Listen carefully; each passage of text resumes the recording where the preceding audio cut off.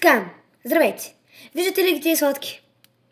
Сега имам идеята да ги нарежа на малки парченца с носче и да ги прибера и да си ги хапна така малко по-малко. Искате ли така? Айде, да започваме. Така, после тук ще сложа нещо да пия. И как се отиват? Сложа тук. Тези неща ще ги сложа на една салфетка. Как си... Така. Сега ще да правя. Взимам едно нощче.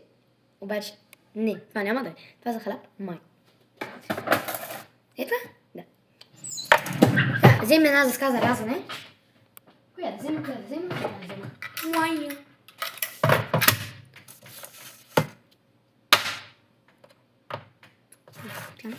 Сега. Режем ги така. Правички. Обаче е така, не знам дали заедно да ги правя или по-отделно.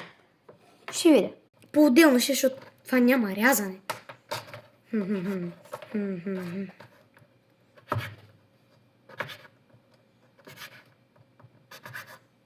Така, малко по-бързо.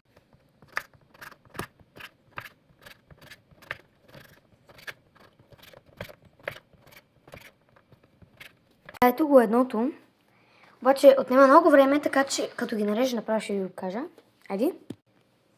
Ето ги. Сега ще ги сложим ето. Нали. Станаката хора, щупих чашка. Така. Нека да ви го покажа направо как се лътре. Там, ето ги. Изглежда много сладко. Особено с тази чашка. Сега обаче тук какво ще сложа? Там няма нищо.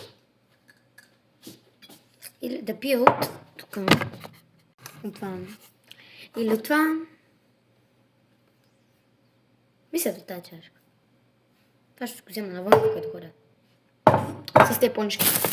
Па. Защото повече сладко.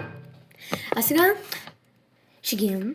Ще пия нещо, което ще е вътре. И ще гледам някакъв филм. Нещо ще гледам. Може да пия фантичка. Да, ето. Пия.